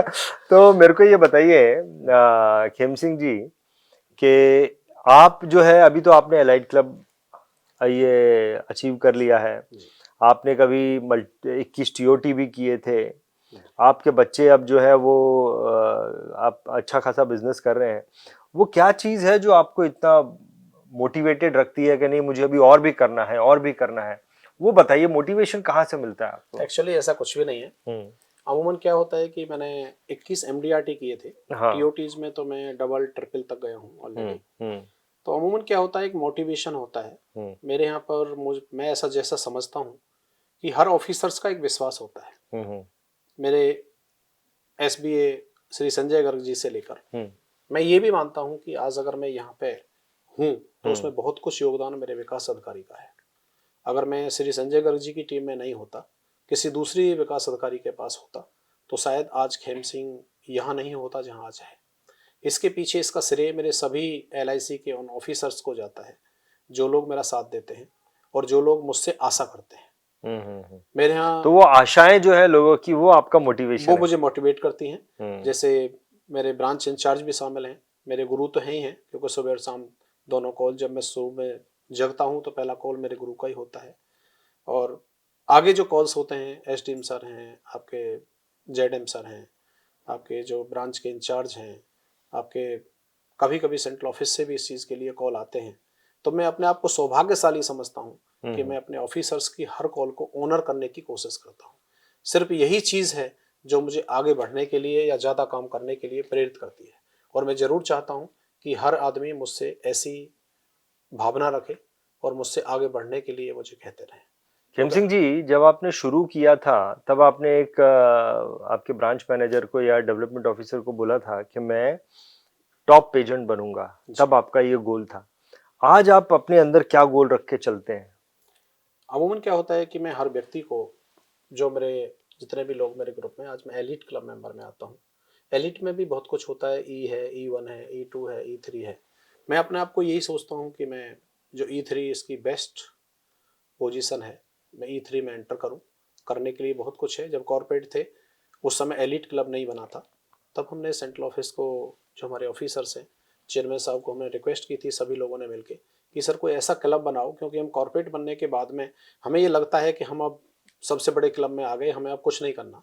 तो हमें भी ऐसा लगना चाहिए हर समय। और मैं इसके लिए अपने सेंट्रल ऑफिस के जो ऑफिसर्स हैं, चाहे उसमें CEO सर हों, चाहे MD सर हों, चाहे ED सर हों, चाहे और ऑफिसर्स हों, उनको मैं इसका श्रेय देना चाहता हूँ कि उन लोगों ने एक ऐसा क्लब इजाद किया कि उस क्लब में भी 4 श्रेणी रख दी कि जो 35 लाख कमा रहे हैं उनके लिए अलग श्रेणी है, 50 वालों के लिए अलग श्रेणी है, 75 लाख वालों के लिए अलग श्रेणी है, और जो 1 करोड़ या 1 करोड़ से ऊपर कमाते हैं उन लोगों के लिए अलग श्रेणी है। तो जो श्रेणीबद्ध तरीके से जो क्लब डिजाइन किया गया, वो क्लब मुझे आगे बढ़ने के लिए हमेशा मोटिवेट करता है, और मैं अपने आप को कोशिश ये करता हूँ कि जो हाईएस्ट पोजीशन है उस तक अचीव करूँ। अभी कौन से आप पोजीशन में हैं? मैं E2 से E3 में आ रहा हूँ। आप E3 तो हाईएस्ट है ना? E3 हाईएस्ट है, फिलहाल E1 में हूँ। अच्छा। E2 में आने वाला हूँ। अच्छा। अभी टाइम है मेरे पास, ऑलरेडी 2.5 महीने का है। तो E3 में आना ही आपका गोल है? अभी फिलहाल आप E1 में हैं? E1 में है, अभी E2 में अभी आ जाऊंगा ऑलरेडी। E2 में आ इस साल जाएंगे। E2 में ही आऊंगा। E3 में आना चाहते हैं? E3 में आना चाहते हैं, क्या बात है, बहुत बढ़िया। खेम सिंह जी, बहुत सारे इंश्योरेंस एजेंट जब आपसे, आपके साथ में जुड़े होंगे 2003-2004 में, आज आप जिस लेवल में हैं उसमें तो बहुत सारे लोग जो हैं शायद वहीं पे रह गए होंगे, कुछ थोड़े आपके अभी पीछे होंगे, कुछ बीच में होंगे। तो ये जो लोग जो पीछे रह गए, आपको क्या लगता है कि उनमें ऐसी क्या कमी थी? जनरली एजेंट्स जो है वो क्या गलती कर जाते हैं जिसकी वजह से वो पीछे रह जाते हैं? आपने क्या एनालाइज किया है इस बात को? जहाँ तक मेरी अपनी सोच है, किसी भी व्यक्ति को, व्यक्ति की जो सोच होती है वो काम कराती है। एजेंट में 2 तरह के फॉर्मूले होते हैं जो लागू होते हैं। एजेंट में 2 लोग काम कर पाते हैं, या तो नीडी या ग्रीडी। ओके। तो शायद ऐसा मैं मानता हूँ अपने उसके अनुसार कि कुछ लोग ऐसे होते हैं, जब एक हमारे लिए कंसिस्टेंटली इनकम आती है, कंटिन्यूसली जब इनकम आती है, तो आदमी का 1 या 2 या 3 साल के बाद सोच इसलिए चेंज होती है कि यदि आदमी की नीड पूरी हो जाए, भूख पूरी हो जाए, तो आदमी फिर अपना संतुष्ट हो जाता है। शायद मैं समझता हूँ कि हमारी जो लाइन है, मार्केटिंग की लाइन है, हमारी लाइन में व्यक्ति को ऐसी सोच बनानी चाहिए जो व्यक्ति इनकम के आधार पर, कभी कोई व्यक्ति संतुष्ट नहीं होना चाहिए। और अगर मान लो मेरे पास केस आ रहा है तो उस केस के आगे भी बहुत कुछ होता है। आज मैं गया कहीं से, मान लो कोई केस किया मैंने, और मैं सोच लिया कि हाँ ये प्रीमियम है मेरा, इतना हो गया, तो मैं आगे केस पे ना जाऊँ, क्योंकि मेरा 15 दिन का लगभग टारगेट होता है। 15 दिन तक मुझे पता होता है किस दिन मुझे कहाँ जाना है। मेरा सब टाइमिंग शेड्यूल उस तरह से सेट होता है डेली का। मेरे पास टाइम बहुत होता है। जैसे बहुत से लोग कहते हैं, आपने सुने होंगे, 90 से 95% लोग ऐसे हैं वो कहते हैं कि हमारे पास बिजनेस नहीं है, हम कहाँ जाएं। लेकिन मेरे पास टाइम नहीं है। मेरे पास कस्टमर बहुत है, हर चीज़ बहुत है, मेरे पास टाइम नहीं है जाने के लिए। अगर मेरे पास टाइम हो तो ऐसा हो सकता है कि जो E3 वगैरह हैं एक मल्टी E3 में आ जाए।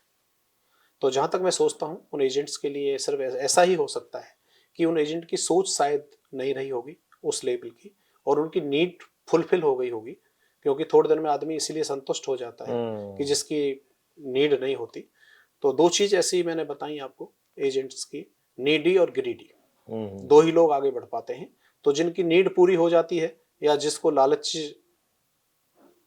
नहीं होती है और वो लोग ये सोचते हैं कि भाई ठीक है मेरी फैमिली के लिए जितनी जरूरत है उतनी पूरी हो रही है, तो शायद वो लोग अपने आप को वहीं रोक लेते हैं। क्योंकि 21 साल के इतिहास में मैंने ऐसा भी देखा है कि जो लोग उस समय MDRT थे वो आज भी MDRT है। तो ऐसा नहीं होना चाहिए। हमें मतलब कम से कम 10-5%, 2%, 20% अपने बिजनेस को हर साल ग्रो करते रहना चाहिए।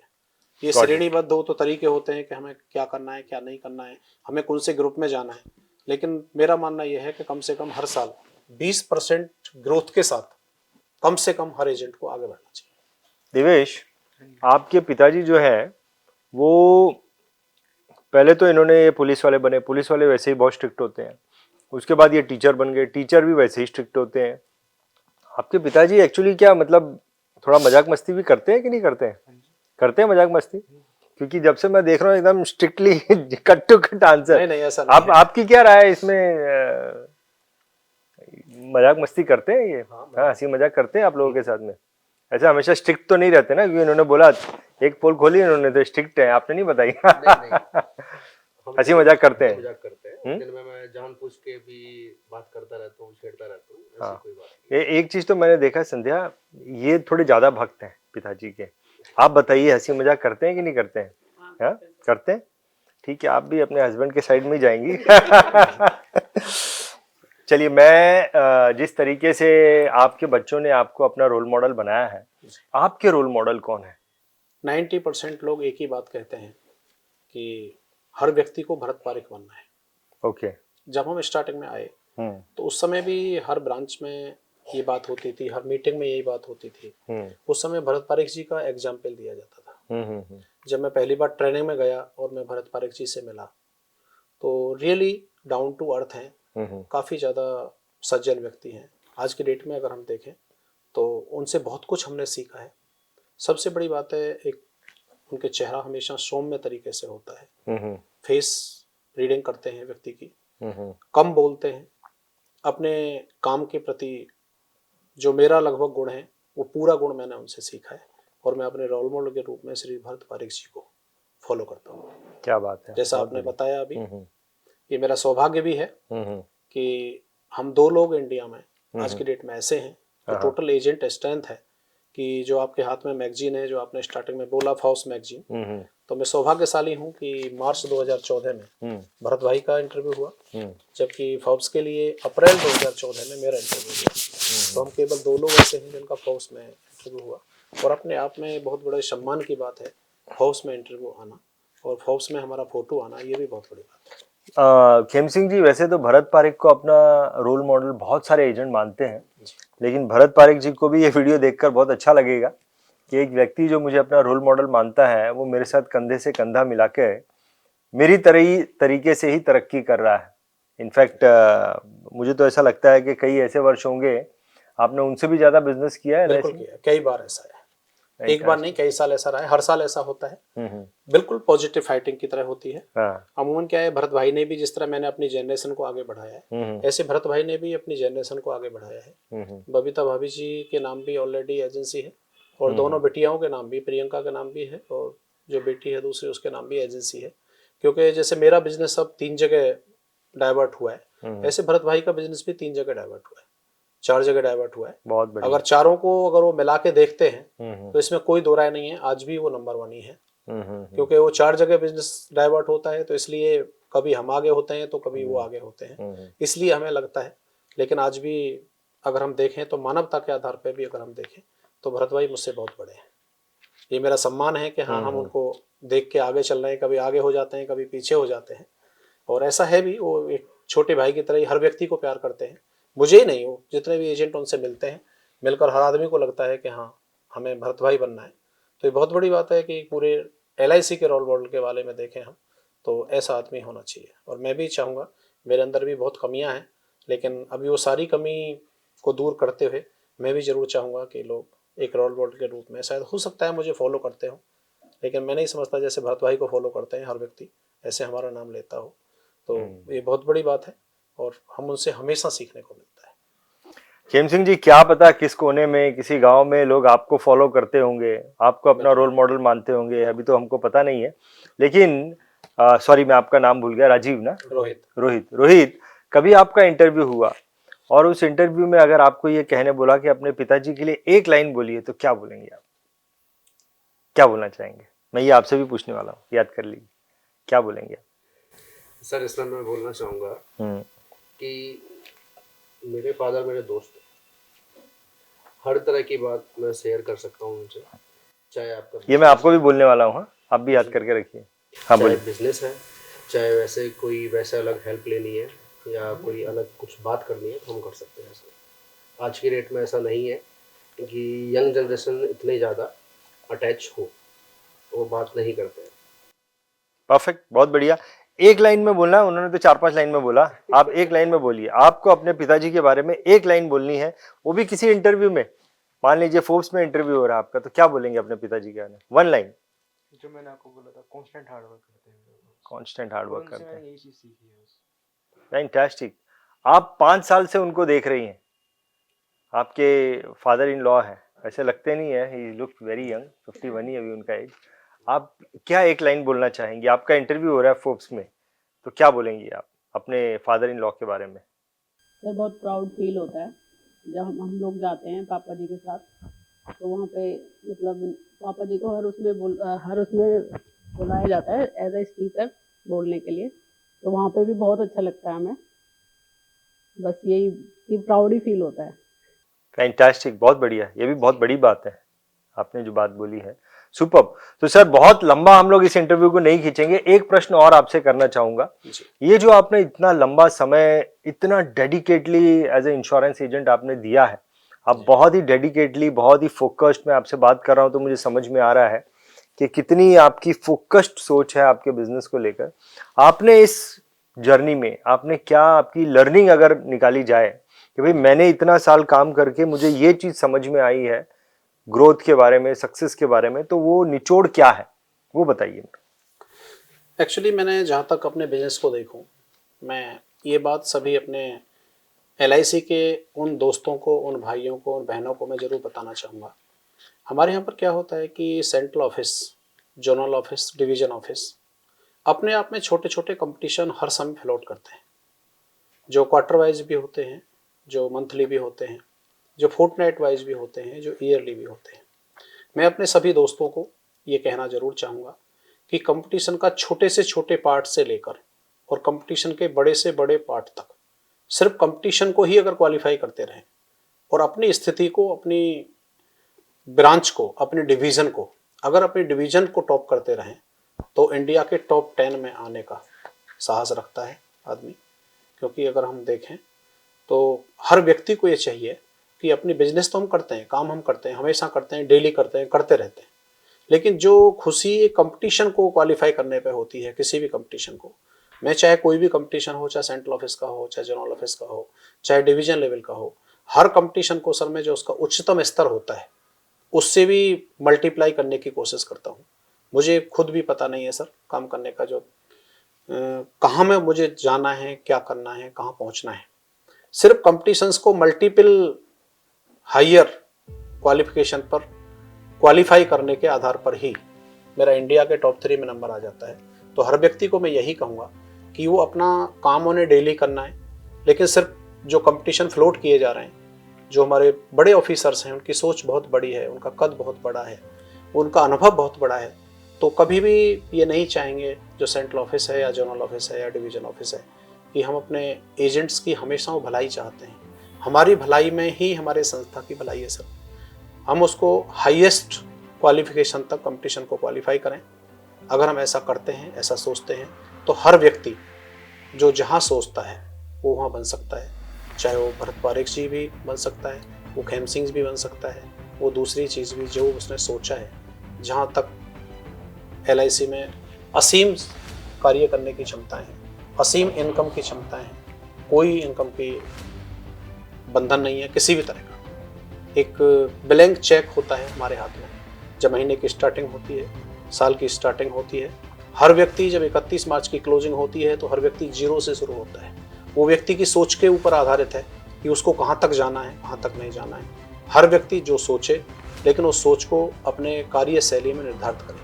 फैंटास्टिक खेम सिंह जी, मैंने आपसे पूछा एक प्रश्न था ये, लेकिन आपने उसमें 2 प्रश्न के उत्तर दे दिए, एक मैसेज भी चला गया कि किस तरीके से काम करना चाहिए।